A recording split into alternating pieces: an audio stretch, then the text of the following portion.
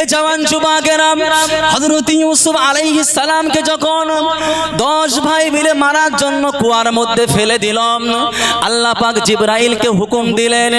আল্লাহ পাক জিবরাইলকে হুকুম দেওয়ার সাথে সাথে ইউসুফ আলাইহিস সালামকে যে কুয়ায় ফেলা হয়েছিল বাপ, ওই কুয়ায় এসে জিবরাইল আলাইহিস সালাম আস্তে করে ধরে ওই কুয়ার মধ্যে যে পাথর ছিল সেই পাথরের উপর বসিয়ে দিলেন। আর যে না বসিয়ে দিয়েছেন, আল্লাহ নবী ইউসুফ আলাইহিস সালাম ইন্তেকাল হওয়া থেকে বেঁচে গেলেন। জোরে বলুন। 10 ভাই মনে করলো ইউসুফ মারা গিয়েছে। চলো না, চলো বাড়িতে যাই। বাড়িতে যে আব্বাজানকে কি বলবো, বাড়িতে যে আব্বাজানকে বোঝানোর জন্য একটা ছাগলের রক্ত মিশানো জামা, ইউসুফ আলাইহিস সালামের জামা, ওই জামাটা নিয়ে বাপের কাছে দিয়ে দেখালো। আল্লাহ পাক কোরআন পাকের মধ্যে বললেন, ওয়াজাউ আলা কমিসিহি বিদাবিল কাযিব ক্বালা বাল সাওয়ালাত লাকুম আনফুসুকুম আমরা ফাসাবরুন জামিল ওয়াল্লাহুল মুস্তাআনু আলা মা তাসিফুন। হযরত ইউসুফ আলাইহিস সালামকে মারার জন্য 10 ভাই মিলে যখন কুয়ার মধ্যে ফেলে দিল, জিবরাইলের ওসিলায় আল্লাহ পাক বাঁচিয়ে দিলেন। 10 ভাই মনে করলো মারা গেছে। রক্ত মিশানো একটা কাপড় বাপের কাছে নিয়ে যেয়ে হাজির। আর বাপ দেখে তো বুঝতে পেরেছে নিশ্চয়ই আমার ইউসুফ মরবে না। হযরত ইয়াকুব আলাইহিস সালাম তিনি তখন সবর করলেন। ফাসবরুন জামিল ওয়াল্লাহুল মুস্তাআনু আলা মা তাসিফুন। ইয়াকুব আলাইহিস সালাম সবর করলেন আর বললেন যে একমাত্র আল্লাহ পাকই আমার সাহায্য করে। কি সাহায্য হলো? দেখা গেল কিছু সময় যাওয়ার পরে কিছু ব্যবসায়ী মানুষ তারা পানি খাওয়ার জন্য ওই কুয়ার মধ্যে একটা বালতি ফেলে দিল যে পানি উঠবে। দেখা গেল পানি তো উঠলো না, উঠলো ফুটফুটে একটা শিশু। আপনারা শুনেছেন আল্লাহ পাক কোরআন পাকের মধ্যে বলেছেন, ওয়াজাআত সাইয়ারাতুন ফাআরসালু ওয়ারিদাহুম ফাআদলা দালওয়া ক্বালা ইয়া বুশরা হাযা গুলাম। হযরত ইউসুফ আলাইহিস সালাম যখন বালতিতে উঠে পড়েছে, তখন ওই যারা ব্যবসায়ী তারা বলছে হাযা গোলাম, এটা ফুটফুটে একটা গোলাম, ফুটফুটে একটা বাচ্চা। ওয়াসাররুহু বিদআ, ওরা তখন ওটাকে মানে ইউসুফ আলাইহিস সালামকে মানে বিক্রয়ের জিনিস মনে করে, বিক্রয়ের পণ্য মনে করে যে এটাকে বাজারে বিক্রি করতে হবে এই ভেবে লুকানোর চেষ্টা করছে। আল্লাহ বলছেন ওয়াল্লাহু আলিমুম বিমা ইয়ামালুন। আল্লাহ পাক বলছেন ওরা লুকানোর চেষ্টা করলেও ওরা হয়তো মনে করছে কেউ এই বিষয়ে জানে না, কিন্তু জানে কে? আল্লাহ। হযরতে ইউসুফ আলাইহিস সালামকে লুকিয়ে লুকিয়ে বাজারে নিয়ে গেলেন।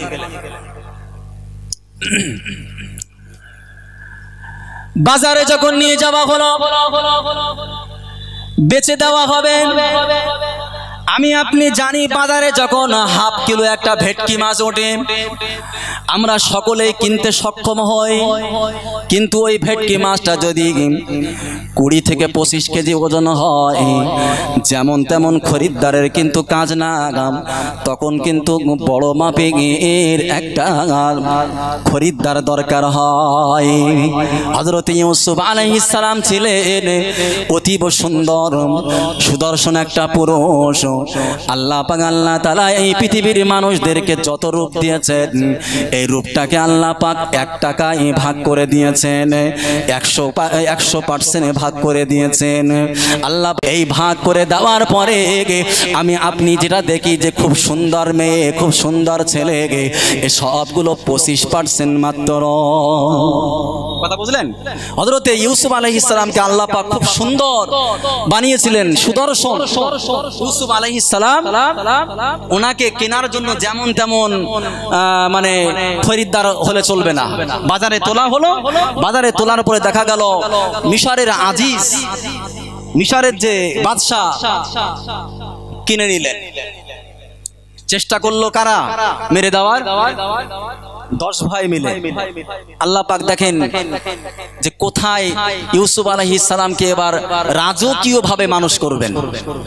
রাজ দরবারে ইউসুফ আলাইহিস সালামকে তুলে দিলেন। আল্লাহর নবী হযরত ইউসুফ আলাইহিস সালাম উনি রাজ দরবারে যে একেবারে রাজকীয় খাবার খেয়ে আস্তে আস্তে সাবাল্য হলেন। কিন্তু পরীক্ষার সম্মুখীন হতে হলো। আপনারা শুনেছেন বিবি জুলাইখা হযরত ইউসুফ আলাইহিস সালামের প্রেমে পড়ে গেলেন। একদিন দেখা গেল ইউসুফ আলাইহিস সালাম যে কামরায় রয়েছেন, যে ঘরে রয়েছেন, ইউসুফ আলাইহিস সালামের সঙ্গে অপকর্ম কুকর্ম করার জন্য জুলাইখা ওই ইউসুফ আলাইহিস সালামের ঘরে চলে গেলেন। আল্লাহ পাক কোরআন পাকের মধ্যে বলেছেন ওয়ারাওয়াদাতুহুল্লাতী হুয়া ফি বাইতিহা আন নাফসিহি ওয়া গাল্লাকাতিল আবওয়াবা ওয়া ক্বালাত হাইতা লাক। হযরত ইউসুফ যে ঘরের মধ্যে ছিলেন সেই ঘরে যখন ওই বিবি জুলাইখা গেলেন, একের পর এক দরজাগুলো বন্ধ করে চলে গেলেন। কিন্তু বন্ধ করে চলে যাওয়ার পর যখন গিয়ে বলছেন ওয়াকালাত হাইতালাক, এসো এসো আমি তোমাকে সব কিছু সমর্পণ করলাম। হযরত ইউসুফ আলাইহিস সালাম বললেন ক্বালা মাআযাল্লাহ ইন্নাহু রাব্বি আহসানা মাসওয়াই, আমি আল্লাহর কাছে সাহায্য চাই, আমি এই কুকর্ম করতে পারবো না, আমার প্রভু আমাকে সসম্মানে রেখে দিক। জোরে বলুন। হে জওয়ান যুবকেরা, হযরত ইউসুফ আলাইহিস সালাম একের পর এক দরজায় হাত দিলেন, দরজাগুলো খুলে গেল। আপনারা শুনেছেন। কিন্তু জুলাইখা পিছন থেকে জামাটা জুব্বাটা টেনে ধরলেন। ধরার পরে জুব্বা মুবারকটা ছিঁড়ে গেল। হঠাৎ করে দেখা গেল জুলাইখার স্বামীর সঙ্গে দেখা হয়ে গেছে। আর জুলাইখার স্বামীর সঙ্গে যখন দেখা হয়ে গেল, নিজেকে নির্দোষ প্রমাণিত করার জন্য সমস্ত দোষ ইউসুফের ঘাড়ে দিয়ে দিল। কিন্তু এবার বিচার যখন হলো, বিচারটা কে করবে, সাক্ষী কে দেবে? দোলনায় ছিল একটা শিশু, নবজাত শিশু। এই নবজাত শিশু সাক্ষী দিয়ে দিলেন। জোরে বলুন। আল্লাহ পাক কোরআন পাকের মধ্যে বললেন ইন কানা কমিসুহু কুদ্দা মিন কুবুলিন ফাসাদাকাত ওয়া হুয়া মিনাল কাযিবিন ওয়া ইন কানা কমিসুহু কুদ্দা মিন দুবুরিন ফাকাযাবাত ওয়া হুয়া মিনাস সাদিকিন। হযরত ইউসুফের উপর যখন দোষ চলে আসলো, ওই শিশু, নবজাত শিশু ও দোলনা থেকে সাক্ষী দিল। হে রাজদরবারের মানুষ, দেখো না দেখো, ইনকানা কমিসুহু কুদ্দা মিন কুবুলিন ফাসাদাকাত ওয়া হুয়া মিনাল কাযিবিন। যদি ইউসুফ আলাইহিস সালামের জামাটা, যদি ইউসুফ আলাইহিস সালামের জুব্বাটা যদি সামনের দিকে ছেঁড়া হয় ফাসাদাকাত, তাহলে জুলাইখা সত্যবাদী, ওয়া হুয়া মিনাল কাযিবিন, আর ইউসুফ আলাইহিস সালাম মিথ্যাবাদী। কিন্তু জামাটা সামনে ছেঁড়া ছিল না পিছনে ছিল? বাবা, আল্লাহর নবীকে বাঁচানোর জন্য আল্লাহ পাক আল্লাহ তাআলা ওই ছোট্ট দোলনায় থাকা শিশু তার মুখ দিয়ে এবার জারি করে নিলেন ইন কানা কমিসুহু কুদ্দা মিন দুবুরিন, আর যদি জামাটা পিছন দিকে ছেঁড়া থাকে ফাকাযাবাত ওয়া হুয়া মিনাস সাদিকিন, তাহলে জুলাইখা মিথ্যাবাদী আর ইউসুফ সত্যবাদী। জোরে বলুন। আর একটু জোরে হবে না? ইউসুফ আলাইহিস সালাম উনি নির্দোষ প্রমাণিত হলেন, তারপরেও সম্মানীয় ব্যক্তি বাদশার স্ত্রীর সঙ্গে একটা অঘটন ঘটে গেছে, রটে গেছে চারিদিকে, কিছুটা হলেও তো সামাল দিতে হবে। ইউসুফ আলাইহিস সালামকে জুলুম করে অত্যাচার ভাবে হযরতে ইউসুফ আলাইহিস সালামকে কারাগারে ভরে দেওয়া হলো। আল্লাহ পাক একদিন দয়া করলেন, ইউসুফ আলাইহিস সালামের উপর স্বপ্নের তাবিরের ওসিলা ইউসুফ আলাইহিস সালাম আবারও বাইরে চলে আসলেন, শুনেছেন আপনারা। কিন্তু এর আগে ঘটনা, ইউসুফ আলাইহিস সালামের সঙ্গে যখন জুলাইখার এই যে ঘটনা ঘটেছে, তাতে করে যে সমস্ত মহিলারা ওই মিশরে ছিলেন তারা জুলাইখার নামে বদনাম করা শুরু করলো। দেখো, জুলাইখা একটা বাদশার স্ত্রী হয়ে সে কেমন করে একজন গোলামের সঙ্গে, একজন চাকরের সঙ্গে এরকম প্রেম ভালোবাসা করতে পারে। তো এখন নাকি সোশ্যাল মিডিয়ার জমানা, এখন ফেসবুক, টুইটার, ইউটিউব, হোয়াটসঅ্যাপ আছে, আপনি একটা গ্রুপে শেয়ার করে দিলেন যে কেউ যদি আপনার নামে কেউ বদি বদনাম করে, তার জবাব আপনি যদি এক বাক্যে দিয়ে দেন তো সমস্ত মানুষ জানতে পারে, ঠিক না বল? তখন তো সেই সিস্টেম ছিল না। জুলাইখা উনি কি করলেন, উনি তখন ওই মিশরের যে সমস্ত মহিলারা এই কথা রটাচ্ছে, তখন ওই ওনাদেরকে দাওয়াত দিলেন বাড়িতে। বাড়িতে দাওয়াত দেওয়ার পরে ওনাদের হাতে একটা করে ছুরি দিলেন। আমরা ঘটনার মধ্যে বলে থাকি যে ছুরির সাথে সাথে একটা লেবু দিয়েছিল, শুনেছেন না আপনারা? লেবুর কথা কোরআন পাকে নেই, এখানে কোরআনের মধ্যে এসেছে ফালাম্মা সামিআত বিমাকরিহিন্না আরসালাত ইলাইহিন্না ওয়া আতাদাত লাহুন্না মুত্তাকা। যখন শুনলেন যে মিশরের মহিলারা তারা জুলাইখার নামে বদনাম করছে, তো উনি দাওয়াত করলেন। দাওয়াত করার পরে লম্বা আয়াতের মধ্যে আল্লাহ পাক বলতে চেয়েছেন যে একটা ছুরিও দিয়েছেন, আর ইউসুফকে হুকুম দিয়েছেন যে ইউসুফ, আমি যখন বলবো তুমি এই মহিলাদের সামনে দিয়ে একবার চলে যাবে। একবার চলে গিয়েছেন, যাওয়ার পরে দেখা গেল যে সমস্ত মহিলাদের কাছে ছুরি দেওয়া হয়েছিল ওরা নিজের হাত কেটে শেষ করে দিয়েছে। আর তখন বলছে অকুলনা হাসা লিল্লাহ, এ তো আশ্চর্য, মা হাজা বাশারা, এটা কোনোদিন মানুষ হতে পারে না, এটা কোনোদিন মানুষ হতে পারে না, বরং ইন হাজা ইল্লা মালাকুন কারীম, এ তো আল্লাহর পাঠানো একজন ফেরেশতা। জোরে বলুন সুবহানাল্লাহ। এত সুন্দর দেখতে ছিল। আম্মা জান হযরতে আয়েশা সিদ্দিকা রাদিয়াল্লাহু তাআলা আনহা, ইনি একদিন এই ইউসুফ আলাইহিস সালামের ঘটনা বর্ণনা করছেন। ঘটনাটা বর্ণনা করার সময় হযরতে আয়েশা সিদ্দিকা রাদিয়াল্লাহু তাআলা আনহা বললেন, দেখো দেখো দেখো, ওই মিশরের মহিলারা ইউসুফ আলাইহিস সালামের একবার রূপ থেকে হাত কেটে ফেলেছিল, আর আমার হাবিব মুহাম্মদুর রাসূলুল্লাহকে যে একবার দেখবে তার হাতে যদি ছুরি দেওয়া হয়, সে কাটতে কাটতে কাটতে কাটতে কলিজা কেটে ফেলবে। জোরে বলুন। হে জওয়ান যুবকেরা, হযরতে ইউসুফ আলাইহিস সালাম তাকে জেলখানায় ভরে দেওয়া হলো। জেলখানায় ভরে দেওয়ার পরে আল্লাহ পাক একটা স্বপ্ন দেখালেন, যে স্বপ্নের তাবির করে ইউসুফ আলাইহিস সালাম ওই কারাগারের বাইরে চলে আসলেন। আর চলে আসার পরে ওই মিশরের সুপার পাওয়ারের অধিকার হযরতে ইউসুফ আলাইহিস সালামের হয়ে গেল। দেশ চালানোর ক্ষমতা চলে আসলো। হযরতে ইউসুফ আলাইহিস সালাম বাদশা হলেন, দেশ চালানো শুরু করলো। বাবা, হে জওয়ান যুবকেরা, আশেপাশে সমস্ত জায়গায় দুর্ভিক্ষ, কিন্তু মিশরে কোনো দুর্ভিক্ষ নাই। ইউসুফ আলাইহিস সালামের 10 ভাই তারা থাকতো জেরুজালেমে, ওই ফিলিস্তিনে। ফিলিস্তিন থেকে তারা শুনতে পেয়েছে যে মিশরে নাকি খাদ্য বিতরণ করা হয়। যায় যায় যায়, ওরা 10 ভাই আসলো, খাদ্য নিয়ে বাড়ি চলে গেল। ইউসুফ আলাইহিস সালাম চিনতে পারলেন যে এরা হচ্ছে আমার ভাই, কিন্তু ইউসুফ আলাইহিস সালাম পরিচয় দিলেন না। ঘটনাক্রমে একদিন, লম্বা ঘটনাক্রমে একদিন ইউসুফ আলাইহিস সালামের সঙ্গে পরিচিত হয়ে গেল। বাবা, আল্লাহ নবী ইউসুফ আলাইহিস সালাম ওই 10 ভাইকে ডাক দিয়ে বললেন, যাও যাও চলে যাও, বিনিয়ামিন সহ আমার আব্বা ইয়াকুব সহ তোমরা সকলেই আমার মিশরে চলে এসো। তোমরা সকলে আমার মিশরে চলে এসো। মিশরে চলে আসলেন। তাহলে আদি বাসস্থান কোথায় বললাম? জেরুজালেম, মানে ফিলিস্তিনে। ওখান থেকে মিশরে চলে আসলেন। ইয়াকুব আলাইহিস সালাতু ওয়াস সালামের অনেকগুলো নাম, তার মধ্যে একটা নাম হচ্ছে ইসরাইল।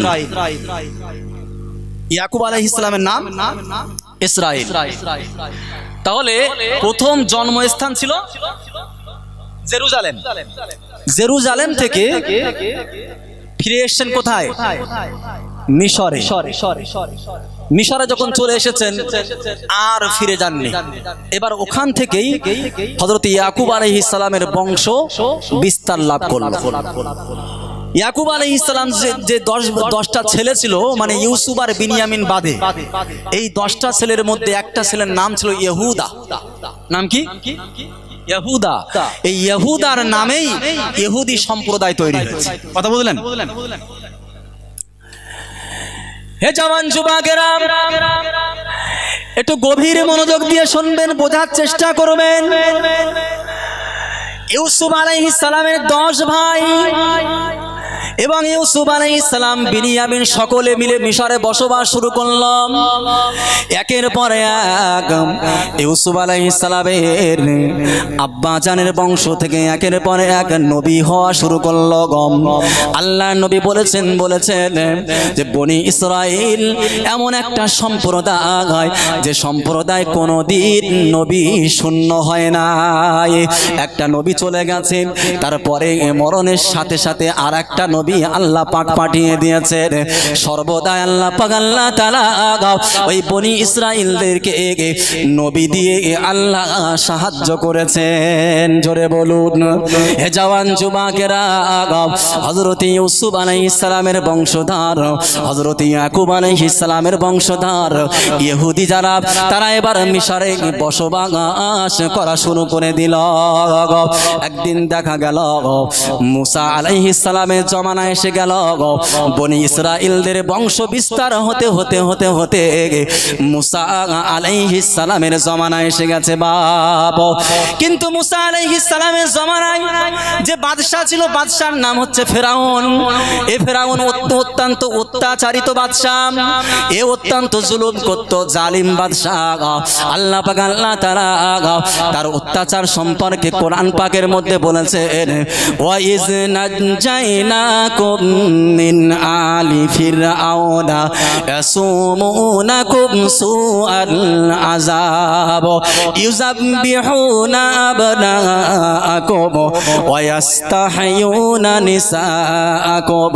আল্লাহ পাক ডাক দিয়ে বললেন, হযরতে মুসা আলাইহিস সালামের কওম বনি ইসরাইলদের উপর বিভিন্ন রকম ভাবে অত্যাচার করা হতো, কিন্তু উল্লেখযোগ্য অত্যাচার হলো তাদের যে ছেলেগুলো ছিল, ফেরাউন সেই ছেলেগুলো কতল করে দিত, মেরে দিত, জীবিত জবাই করে দিত। আর তাদের যে মহিলাগুলো ছিল, তাদের যে মেয়ে সন্তানগুলো ছিল, ওই মেয়ে সন্তানগুলোকে ওই ফেরাউন দাসী বানিয়ে তাদের যৌবনটা নষ্ট করে দিত। হে জওয়ান যুবকেরা, বনি ইসরাইল এই অত্যাচার, এই জুলুম আর সহ্য করতে পারে না। আল্লাহ পাক একদিন হুকুম দিলেন, যাও চলে যাও চলে যাও, এই মিশর ছেড়ে অন্যত্র চলে যাও। আপনারা শুনেছেন ফেরাউনের দরবার থেকে মুসা আলাইহিস সালাম তার সদলবল সহ তার কওমকে নিয়ে হযরতে মুসা আলাইহিস সালাম ওই মিশর ছেড়ে মাদায়েন শহরে চলে গিয়েছিলেন। নদী পার হওয়ার সময় আল্লাহ পাক রাস্তা বানিয়ে দিয়েছিলেন। রাস্তা পার হয়ে যাওয়ার পরে আল্লাহ পাক ওই ফিরাউন সহ তার দলবলকে ওই পানির মধ্যে ডুবিয়ে আল্লাহ মেরেছিলেন। আপনারা শুনেছেন। হে জওয়ান যুবকেরা, কিন্তু দেখা গেল মুসা আলাইহিস সালাম তার কওমের সঙ্গে ওই মাদায়েন শহরে খুব একটা ভালো বসবাস করতে পারছে না। তাদের বসবাসের জন্য উপযুক্ত না, তাদের খাওয়া দাওয়া ঠিকঠাক হয় না, ঘরবাড়ি নাই, চাষাবাদের জায়গাও উর্বর না, জমি জায়গাও কিন্তু উর্বর না। হযরতে মুসা আলাইহিস সালামকে আল্লাহ পাক আল্লাহ তাআলা এবার ডাক দিয়ে বললেন, মুসা গো, তোমার যে জন্মভূমি বনি ইসরাইলদের আদি জন্মভূমি, ওই আদি জন্মভূমি জেরুজালেম, ওই জেরুজালেম তোমরা চলে যাও, এই জেরুজালেমে তোমরা চলে যাও। তবে জেরুজালেমটা যেহেতু উর্বর ভূমি আর সেই সময়কার কথা, পৃথিবীর মধ্যে ভূস্বর্গ ছিল জেরুজালেম। তাহলে একটা দামি জায়গা নিতে গেলে কষ্ট তো করতেই হবে নাকি? আল্লাহ পাক আল্লাহ তাআলা মুসাকে ডাক দিয়ে বললেন, মুসা, এই জেরুজালেম তোমাকে দেব বা তোমার জাতিকে দেব, কিন্তু যেমন তেমন ভাবে না, সহজেই দেব না। ওদের সঙ্গে জিহাদ করতে হবে, যুদ্ধ করতে হবে, লড়াই করে তোমাদেরকে ছিনিয়ে নিতে হবে। তবে আমি আল্লাহ পাক ওয়াদা করলাম, তোমরা যদি যেতে চাও বা তোমরা যদি ওই জেরুজালেমে যাও, ফিলিস্তিনে যাও, আমি আল্লাহ পাক বললাম ওই ভূমি তোমাদের জন্য একেবারে তোমাদের মানে পক্ষে বানিয়ে দেব, লড়াই তোমাদের পক্ষে থাকবে। জোরে বলুন সুবহানাল্লাহ। যুদ্ধ যখন শুরু হয়, তো যুদ্ধ শুরু হওয়ার আগে কিছু গোয়েন্দা বিভাগ তাদেরকে পাঠানো হয় যে ওই জায়গা যেখানে যুদ্ধ হবে, ওই জায়গাটা কি যুদ্ধের উপযুক্ত জায়গা, এটা দেখে। তো হযরত মুসা আলাইহিস সালাম উনি কি করলেন, ওনার 12টা কওম ছিলেন। ওই বনি ইসরাইলের মধ্যে 12টা মানে গোত্র ছিল। হযরতে মুসা আলাইহিস সালাম 12টা গোত্রের 12 জনকে পাঠিয়ে দিলেন, যাও ফিলিস্তিনের ওই জেরুজালেম শহরটা দেখে আসো, যেটা যুদ্ধের উপযুক্ত, ওদের সঙ্গে কি লড়াই করা যাবে, ওরা কি আমাদেরকে মেনে নিতে পারবে। গেলেন, যে দেখলেন আমাদের এই এলাকায়, আমাদের এই গ্রামে, মনে করুন আমাদের এই শহরে বা গ্রামে যদি কোনো ইংল্যান্ডের একটা মানুষ আসে, সাদা চুল, সাদা দাড়ি, সাদা গোপ, সাদা ভুরু, সাদা চামড়া যদি কোনো মানুষ আসে, আমরা দেখে চিনতে পারবো কি পারবো না? যেটা নিশ্চয়ই আমাদের কোনো মানুষ না, ঠিক না? বল, চিনতে পারবো। জেরুজালেমের যে গেট আছে, গেট দিয়ে যখন এই মুসা আলাইহিস সালামের 12 জন গোয়েন্দা বিভাগ যখন পাঠানো হয়েছে, ওরা যখন গিয়েছে, তো ওই জেরুজালেমের একটা মানুষ, সে দেখলো যে এ তো আমাদের মানুষ না, নিশ্চয়ই কোনো ব্যাপার হতে পারে।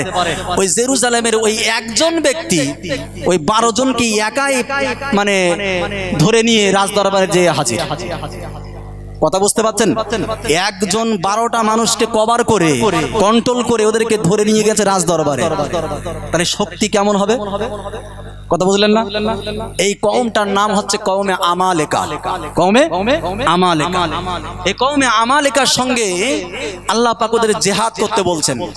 তো যখনই 12 জনকে একজন সাবার করে দিয়েছে, অটোমেটিক কিন্তু ভয় চলে এসেছে, এদের সঙ্গে যুদ্ধ করব কি করে? এরা তো পাওয়ারফুল মানুষ, শক্তিশালী, শক্তিমান, এদের সঙ্গে তো পারা যাবে না। যাই হোক, রাজদরবারে নিয়ে যে হাজির, জিজ্ঞাসাবাদ করা হলো, ওরা সবকিছু সত্যি কথাই বললো। তো রাজা ডাক দিয়ে বলছেন যে তাহলে এদেরকে কয়েদখানায়, কারাগারে ভরে দাও, ছাড়া যাবে না। তো যে মানুষটা ধরে নিয়ে গিয়েছিল উনি বলছেন যে বাদশা জাহাপানা, এদেরকে ছেড়ে দেওয়া হোক। বলছে কেন? ছেড়ে দেওয়া হোক তার কারণ হলো এরাতে শক্তি দেখেছে আমাদের, এই শক্তি যদি যে বর্ণনা করে তাহলে ওরা আর দ্বিতীয়বার আমাদের সঙ্গে লড়াই করতে আসবে না। কথা বুঝলেন? তো ছেড়ে দেওয়া হলো। মুসা আলাইহিস সালামের দরবারে এসে হাজির, সব কিছু খুলে বলার পরে মুসা আলাইহিস সালাম বললেন, দেখো তোমাদেরকে একটা কথা বলি, তোমরা যেন খবরদার ওই গ্রামে যেয়ে বলো না যে আমরা দেখতে গিয়েছিলাম যাদের সঙ্গে যুদ্ধ করতে হবে তারা এতটাই শক্তিশালী, তারা একজন আমাদের 12 জনকেই ধরে ফেলেছে, এই কথা যেন বলো না। ওই জমিন, ওই জেরুজালেমের প্রশংসা তোমরা করো যে জেরুজালেমের জায়গাটা খুব সুন্দর, ওখানকার আবহাওয়া ভালো, ওদেরকে মাটিটা খুব উর্বর, সব কিছু ভালো বয়ান করো, বর্ণনা করো, কিন্তু যেন মনে রেখো ওদের শক্তি সম্পর্কে যেন মানুষের সঙ্গে বলো না, তাহলে কিন্তু মানুষের মনে ভয় চলে আসবে। দেখবেন আল ইনসানু হারিসুন ফিমা মুনিয়া, মানুষকে যে বিষয়ে মানা করা হয়, নিষেধ করা হয়, মানুষ সেই বিষয়ে কিন্তু বেশি লালায়িত হয়, ঠিক না? বল, মুসা আলাইহিস সালামের ওই 10 জন মানে 12 জন যে গোয়েন্দা, তারা গ্রামে যে প্রচার দিয়েছে, জানিস আমরা যেখানে গিয়েছিলাম ওরা এতটাই শক্তিশালী, ওরা একজন আমাদের 12 জনকেই পাকড়ে ফেলেছে। কিন্তু দুইজন ব্যক্তি তারা বলেনি, তার মধ্যে একজন হচ্ছে ইউশা বিন নুন, ইনি পরবর্তীতে নবী হবেন, মানে মুসা আলাইহিস সালামের পরপরই। হযরতে ইউশা বিন নুন এবং তার সঙ্গে আরো একজন ছিলেন, ওনারা নবী মুসার কথা শুনে বললেন না। যাই হোক, এবার কওম বা জাতি বনি ইসরাইল ওরা যুদ্ধ করতে রাজি হলো না, যে আমরা যুদ্ধ করব না। মানুষকে যখন কোনো কাজে বলা হয়, তো কাজে বলার সময় আপনি যদি একটু, যে ব্যক্তি কাজে বলছেন ওই ব্যক্তি যদি তার দয়া তার অনুগ্রহের কথা কিছু বলে দেয় শ্রমিকদের সামনে, তাহলে কিন্তু শ্রমিকরা ভাবে যে এই মানুষটা আমাদের উপরে এতটা অনুগ্রহ করেছে, দয়া করেছে, তো এনার কাজটা করে দেওয়া যাক। ঠিক না ভুল? আল ইহসানু ইয়াকতাউল লিসান, অনুগ্রহ করলে মানুষ ভোলে না। তো মুসা আলাইহিস সালাম এবার বর্ণনা করছেন। মুসা আলাইহিস সালাম বলছেন, وَإِذْ قَالَ مُوسَى لِقَوْمِهِ يَا قَوْمِ اذْكُرُوا نِعْمَةَ اللَّهِ عَلَيْكُمْ إِذْ جَعَلَ فِيكُمْ أَنْبِيَاءَ وَجَعَلَكُمْ مُلُوكًا وَآتَاكُمْ مَا لَمْ يُؤْتِ أَحَدًا مِنَ الْعَالَمِينَ। হযরত মুসা আলাইহিস সালাম এবার নিজের জাতিদেরকে, বনি ইসরাইলদেরকে ডাক দিয়ে বললেন, ইয়া কওমি উযকুরু নি'মাতাল্লাহি আলাইকুম, আল্লাহ পাকের নিয়ামতগুলো একটু স্মরণ করো। আল্লাহ পাক তোমাদের কত রকম নিয়ামত দিয়েছে জানো? ওই ফেরাউন যে তোমাদের সন্তানগুলো মেরে দিত, যে তোমাদের ছেলে সন্তানগুলো কতল করে দিত, জবাই করে দিত, আর তোমাদের কন্যাগুলোকে দাসী বা গোলাম বানিয়ে নিত, সেই রকম আল্লাহ পাক তোমাদের কত রকম নিয়ামত দিয়েছে গে। নদীর পানি দুই সাইডে ভাগ করে দিয়ে গে, নদীর মধ্যখান দিয়ে তোমাদের জন্য শুকনো রাস্তা বানিয়ে দিয়েছে গে। আমার জাতি গে, হে বনি ইসরাইলের দল, আল্লাহর সেই নিয়ামতগুলো একটু বেশি বেশি বেশি বেশি স্মরণ করো। হযরত মুসা আলাইহিস সালাম একের পর এক নিয়ামতগুলো বলতে লাগলেন। তারপরে বললেন, ইজ জাআলা ফিকুম আম্বিয়া। দেখবেন এই গ্রামে, গোবিন্দপুর গ্রামের নাম, কোন একটা বাড়িতে যদি 8 জন পুলিশ থাকে, একটা বাড়িতে 8 জন সার্ভিস করে পুলিশের চাকরি, কথা বুঝতে পারছেন? তাহলে অন্যান্য যে বাড়িগুলো আছে তার থেকে অনেক অনেক শক্তিশালী বাড়ি নাকি? আমরা তো সেটাই মনে করবো। জানিস অমুকের বাড়ি, যে বাড়িতে 8 জন পুলিশ রয়েছে, ঠিক না বল? তাহলে তার কিন্তু একটা ঘ্যাম, তার একটা ওয়েট সমাজের বুকে অনেকটা বড়, ঠিক না? হযরত ইউসুফ, হযরত মুসা আলাইহিস সালাম বললেন, ইজ জাআলা ফিকুম আম্বিয়া, তোমাদের মধ্যে সব থেকে বেশি রসুল বা নবী পাঠানো হয়েছে। তোমরা বনি ইসরাইল, আল্লাহ নবী বললেন যে কোনদিন নবী শূন্য হয়নি, মানে যত পৃথিবীতে জাতি এসেছে, গোত্র এসেছে, সব থেকে বনি ইসরাইল গোত্রে বেশি নবী, তাহলে এদের ওয়েট একটু বেশি। এই সমস্ত নিয়ামতগুলো যখন বর্ণনা করছেন, তারপরে বললেন, ওয়া আতাকুম মা লাম ইউতি আহাদাম মিনাল আলামিন, আল্লাহ পাক তোমাদেরকে এতটাই দিয়েছেন যেটা অন্য কোনো কওমকে দেননি। হযরতে সুলাইমান আলাইহিস সালামের ঘটনা শুনেছি। সুলাইমান আলাইহিস সালাম কিন্তু এত বড় বাদশা ছিলেন, যেমন বাদশা কিয়ামত পর্যন্ত আর হবে না। হবে? হবে না। উনি আল্লাহ পাকের কাছে দোয়া চেয়েছিলেন যে আল্লাহ আমাকে এমন বাদশাহিত্ব দেওয়া হোক যে বাদশাহিত্ব যেন আগামীতে আর কাউকে না দেওয়া হয়। আল্লাহ পাক কবুল করে নিয়েছিলেন, কিয়ামত পর্যন্ত এরকম বাদশাহিত্ব কাউকে দেবেন না। জোরে বলুন সুবহানাল্লাহ। উনিও ছিলেন বনি ইসরাইলদের নবী, কথা বুঝলেন? আল্লাহর নবী হযরত মুসা আলাইহিস সালাম বলছেন, ওয়া আতাকুম মা লাম ইউতি আহাদাম মিনাল আলামিন, গোটা পৃথিবীর মধ্যে তোমাদের যা দেওয়া হয়েছে এমনটা অন্য কাউকে আর দেওয়া হয়নি। এই সমস্ত বলার পরে এবার মুসা আলাইহিস সালাম বলছেন, ইয়া قوم ادخلوا الأرض المقدسة التي كتب الله لكم হে আমার কওম হে আমার জাতি তোমরা চলো চলো চলো ইয়া কওম ইদখুলুল আরদাল মুকদ্দাসা ওই জেরুজালেম যে পবিত্র ভূমি বাইতুল মুকদ্দাস ওই বাইতুল মুকদ্দাসে চলো জিহাদ করতে হবে জিহাদ করতে হবে ইয়া কওমি ইদখুলুল আরদাল মুকদ্দাসাতাল্লাতী আল্লাতী কাতাবাল্লাহু লাকুম জেনে রেখো শুনে রেখো তোমরা যদি ওই জেরুজালেমের মধ্যে ঢুকে পড়ো বাইতুল মুকদ্দাসের মধ্যে যদি ঢুকে পড়ো আল্লাতী কাতাবাল্লাহু লাকুম আল্লাহ পাক ওই জেরুজালেম বা বাইতুল মুকদ্দাস তোমাদের জন্য জয়ী করে দেবে জোরে বলুন আল্লাতী কাতাবাল্লাহু লাকুম আল্লাহ পাক বললেন আমার বান্দারা তোমরা যদি ওই জেরুজালেমে ঢুকে যাও ওই মুকদ্দাস ভূমিতে যদি ঢুকে যাও ওই পবিত্র ভূমিতে যদি চলে যাও আমি আল্লাহ বললাম ওরা যতই শক্তিশালী হোক না কেন আমি আল্লাহ তোমাদের জয় করে দেব জোরে বলুন সুবহানাল্লাহ আর একটু জোরে হবে না সুবহানাল্লাহ কিন্তু শর্ত হলো ওয়ালা তারতাদ্দু আলা আদবারিকুম ফাতানকালিবু খাসিরিন তোমরা জানো পিছু হটো না পিছনে তাকাবে না সামনে যাবে তো সামনে এই ঢুকতে থাকবে যদি পিছন দিকে তোমরা তাকাও আমি আল্লাহ বলে দিলাম ফাতানকালিবু খাসিরিন তোমরা কিন্তু পথভ্রষ্ট হয়ে যাবে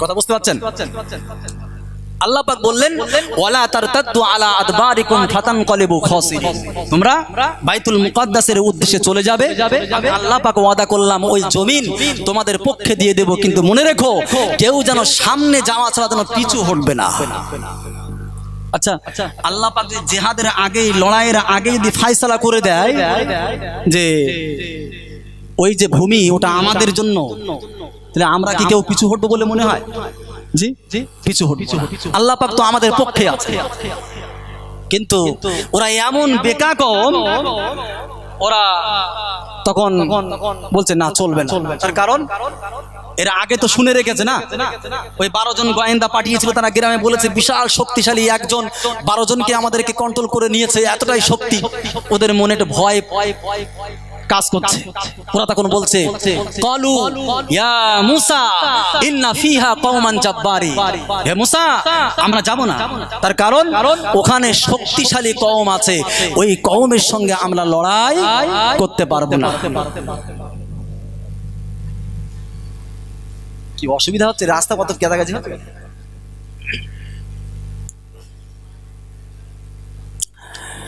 কমিটির ভাইদের কাছে আমি বারবার অনুরোধ করছি রাস্তাটা ক্লিয়ার রাখেন রাস্তায় এত বকাবকি করলে কোরআন ও হাদিসের আলাপ আলোচনা করা মুশকিল আপনারা একটু সচেতন হন যারা কমিটির ভাই আছেন আপনাদের কাছে বলবো যে আপনারা একটু দয়া করে রাস্তায় যে বকাবকি যে ঝামেলা হচ্ছে যে হইচই হচ্ছে এগুলো বন্ধ করুন দরুদ শরীফ আল্লাহুম্মা সাল্লি আলা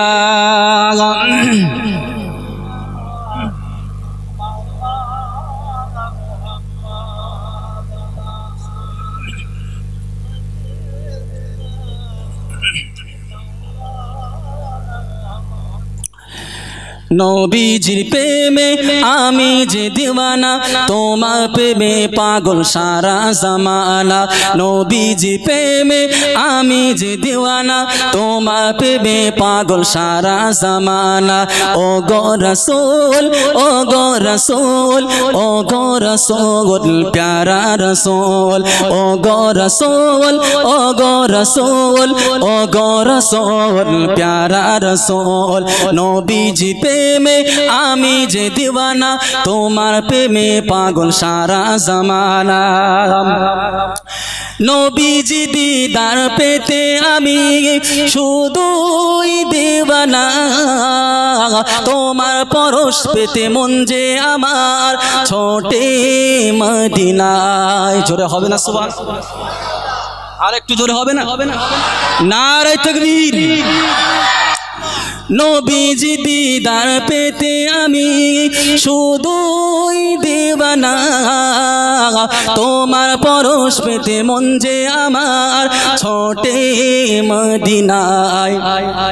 হৃদয় মাঝে আঁখি তোমার ছবি, হৃদয় মাঝে আঁখি তোমার ছবি, ও গো দয়া নবী, ও গো রসূল, ও গো রসূল, ও গো রসূল, প্যারা রসূল, ও গো রসূল, ও গো রসূল, ও গো রসূল, প্যারা রসূল। আল্লাহুম্মা সাল্লি আলা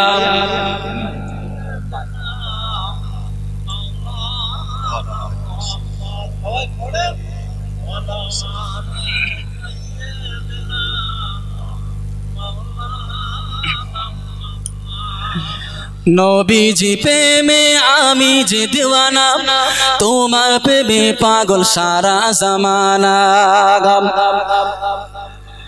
গভীর রাতে কাঁদি আমি বসে গে, গভীর রাতে বসে কাঁদি আমি একা নিরালাই, বারে বারে যাই মন আমার ছোটে মদিনায়।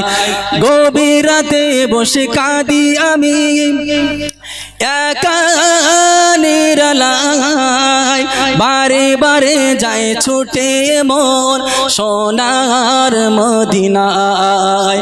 তোমারি রওজায় সালাম দেব, তোমারি রওজায় সালাম দেব, ও গো প্রিয় নবী, ও গো রসূল, ও গো রসূল, ও গো রসূল, প্যারা রসূল, ও গো রসূল, ও গো রসূল, ও গো রসূল, প্যারা রসূল।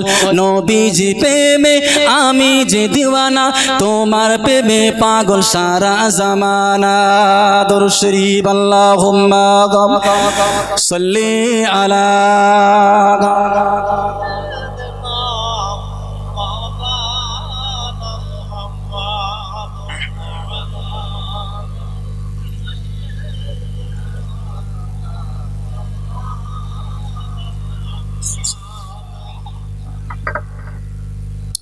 যে কথা বলছিলাম, দয়ার হযরতে মুসা আলাইহিস সালাম তার কওমদের যখন বললেন, ইয়া কওমি দুখুলুল আরদাল মুকদ্দাসাতাল্লাতী কাতাবাল্লাহু লাকুম, ওই মুকদ্দাস ভূমি, ওই যে জেরুজালেম তোমাদেরকে আল্লাহ পাক দিয়ে দেবেন, আল্লাতী কাতাবাল্লাহু লাকুম, লড়াইয়ের আগে আল্লাহ ফয়সালা করে দিয়েছেন, জয়ের ফয়সালা, তোমরা যাও যে লড়াই করো। কিন্তু ওরা বললেন, ইয়া মুসা ইন্না ফিহা কওমান জাব্বারিন, এই কচি বন্ধ, ইয়া মুসা ইন্না ফিহা কওমান জাব্বারিন, হে মুসা আমরা যাব না, তার কারণ হলো সেখানে শক্তিশালী কওম রয়েছে, আমরা ওই কওমের সঙ্গে লড়াই করে উঠতে পারবো না। হযরতে মুসা আলাইহিস সালামের কথা যখন শুনলো না, তো ওরা তখন যখন এই কথা বলেছে, তো আল্লাহ পাক রব্বুল আলামিন মুসা আলাইহিস সালামের জন্য আরো একটা আয়াত নাজিল করে দিলেন, যে আয়াতের মধ্যে আল্লাহ পাক বললেন,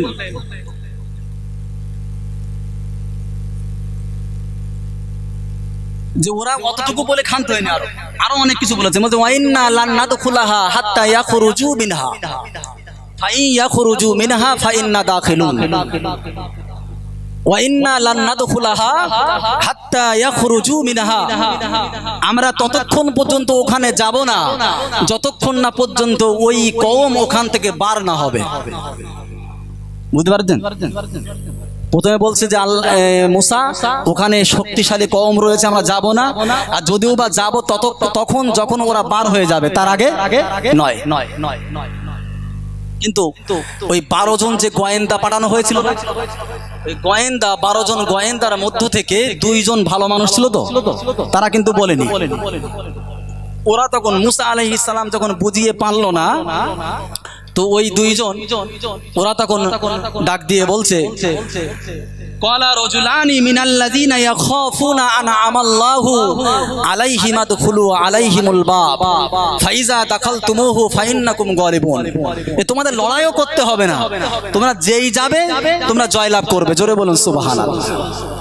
ওরা তখন আরো রেগে গিয়েছে, বলছে নবী মুসা আমাদের বুঝিয়ে পাচ্ছে না, আর তুমি কোন ক্ষেতের মূলো? দেখবেন বাচ্চা কাচ্চা যখন খাওয়া দাওয়া করতে চায় না, তো আপনি যখন তাকে জোর করবেন, ওর মা মনে করুন যথেষ্ট চেষ্টা করেছে, পাচ্ছে না, তো তারপরে আপনি মনে করুন আব্বু আব্বা যান যাই বলেন, তো আব্বা হয়ে বা বাপ হয়ে আপনি আপনার সন্তানকে বোঝাবেন, ও দেখবেন আরো রেগে যাবে, ও দেখবেন আরো রেগে যাবে, রেগে যেয়ে বলবেন তো ভালোই আমার তেলমাক